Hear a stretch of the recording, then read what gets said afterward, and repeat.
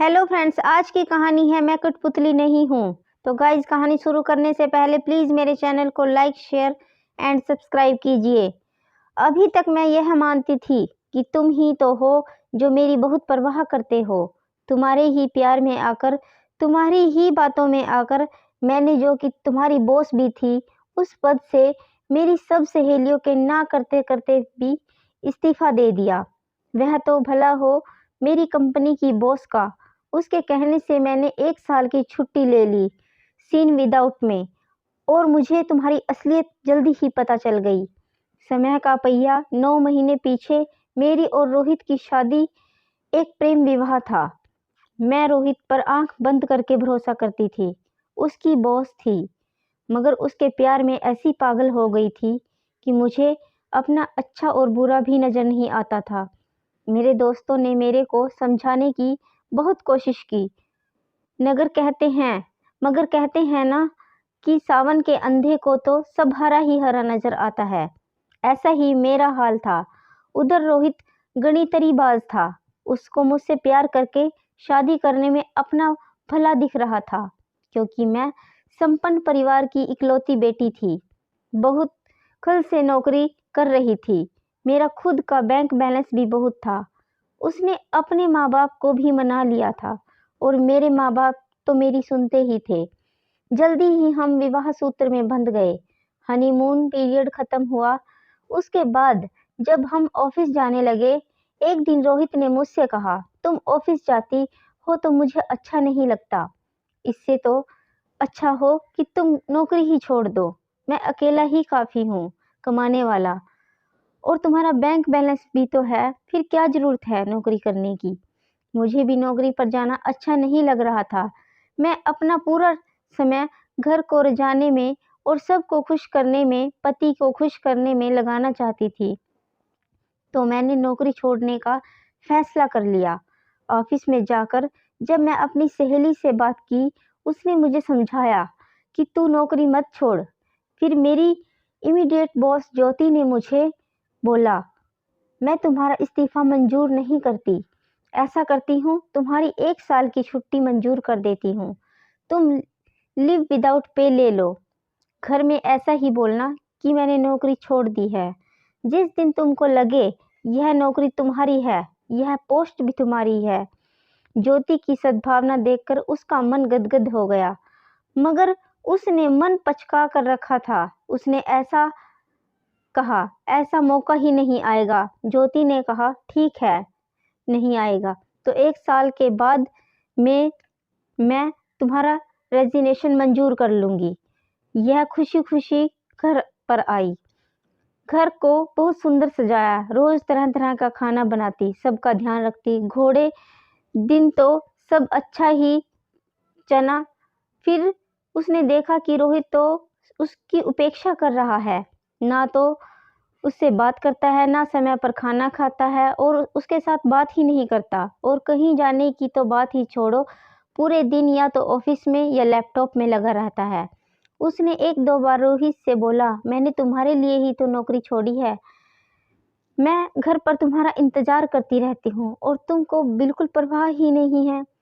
तुम बिल्कुल मेरा ध्यान ही नहीं देते हो। शादी से पहले 6 महीने में तो तुम कितना मेरे पीछे पीछे घूमते थे तब, और अब तो जैसे मैं तुम्हारी जिंदगी में ही नहीं।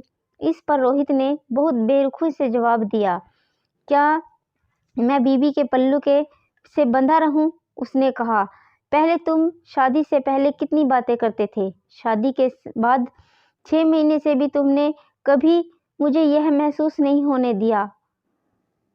बहुत प्यार करते थे, तो अब भी मैं वही हूँ। कितना ध्यान रखती है, तुम्हारा सब कुछ करती हूँ। तुम हो कहते हो तो ना, कहते हो तो ना। तुम मना करते हो तो मैं पीहर भी नहीं जाती। तुमको जरूरत है तो मैं पैसे भी निकाल कर देती रहती हूँ, मगर तुम तो मेरे से बिल्कुल ही उखड़े उखड़े रहते हो। ऐसा कब तक चलेगा? इस पर रोहित बहुत अपशब्द बोलने लगा, और भी बहुत कुछ उसने कह दिया। अपने पैसे का घमंड करती है, और भी क्या मेरे सिर पर नाचती रहेगी? उसको बहुत ही बुरा लगा। शाम को वह बाहर खाना खाकर आ गया। वह खाना लेकर बैठी रही, टेबल पर ही सो गई। फिर जैसे ही उसकी आंख खुली, उसने सोचा रोहित अभी तक नहीं आया, क्या कर रहा है। देखती है कमरे में तो वह कमरे में किसी से लैपटॉप पर चैट कर रहा। चुपचाप पीछे खड़े होकर देखती है तो वह किसी और लड़की को फंसाने के चक्कर में था। उसका दिल टूट जाता है। रोहित शावर लेने बाथरूम में जाता है। पजाम में आकर उसके खुले लैपटॉप में सब कुछ देख लेती है। उसको समझ में आ जाता है कि यह मेरे से बेवफाई कर रहा है। उस समय तो उसके आंसू आ जाते हैं, मगर वह चुपचाप वहां से निकल जाती है और अपने काम में लग जाती है। थोड़ी देर बाद ही जाकर रोते रोते सो जाती है। दूसरे दिन पड़ोसन आकर बोलती है, मेरे बच्चे का जन्मदिन है, तुम आओगी? मैंने पुतली का डांस भी रखा है और बच्चों के लिए बहुत सारे गेम्स भी रखे हैं। वह सोचती है, मैं जाकर आती हूँ, थोड़ा मन भी बहल जाएगा। शाम को वह जन्मदिन की पार्टी में जाती है। वहाँ कठपुतली का डांस देखती है। तब उसको लगता है कि मैं भी तो इसके हाथ की कठपुतली ही हूँ। जैसे जो डोर खींची रोहित ने, वैसे ही मैं नाचने लग गई। पर अब यह बस हुआ। वह एक फैसला लेती है मन में। वहां से खुशी खुशी घर आती है।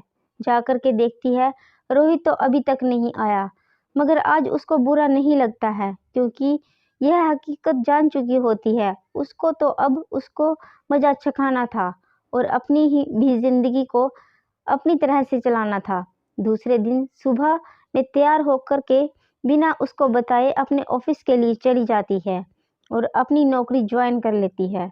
घर पर एक पत्र लिख कर दे जाती है, मुझे पता नहीं था कि मेरे साथ एक दिन ऐसा होना था, मगर मैंने तुमको ऐसा नहीं माना था। तुम जो मुझे इतना प्यार करने का दावा करते हो, इस तरह मुझे कठपुतली की तरह नचाओगे। तुम्हारा प्यार जो है एक धोखा होगा। आज से मेरे तुम्हारे रास्ते अलग हैं। मेरे रास्ते अलग हैं। मैंने तुम्हारी हर बात मानी। मैंने नौकरी ज्वाइन कर ली है, क्योंकि नौकरी तो मैंने कभी छोड़ी ही नहीं थी। तो अब भी तुम्हारी बॉस है और मेरा और तुम्हारा रिश्ता यही रहेगा। आज से मैं सारे रिश्ते तोड़ती हूँ तुमसे। अब मैं तुम्हारी हाथ की कठपुतली नहीं, अपने हाथ की, अपनी ज़िंदगी की डोर अपने हाथ में। कल तक तुम मेरे अपने थे। अगर जल्दी ही आंखों से पट्टी हट गई, ईश्वर का धन्यवाद देती है कि उन्होंने मुझे तुम्हारे हाथ की कठपुतली बनने से बचा लिया और सही रास्ता दिखा दिया। और वह खुशी खुशी ऑफिस से अपने काम पर जाने लगती है। उधर घर पर जब पूरे घर में रोहित उसको देखता है, वह नहीं मिलती, तब टेबल पर सीटी पीटी गुम हो जाती है। उसको लगता है मेरी सोने की चिड़िया मुझको छोड़कर चली गई, धोखा दिया उसने। उसका पता लग गया कि यही समय पर उसने उसको जवाब भी दे दिया। यह मन बहुत घबरा जाता है। वापस सुलह करने की कोशिश करूंगा, मीठी मीठी बातों में फंसा लूंगा, मना लूंगा, मगर अब वह समझ चुकी थी कि रोहित की नीयत की और फितरत को वापस उसके हाथ की कठपुतली नहीं बनेगी और उससे रिश्ता तोड़ देगी।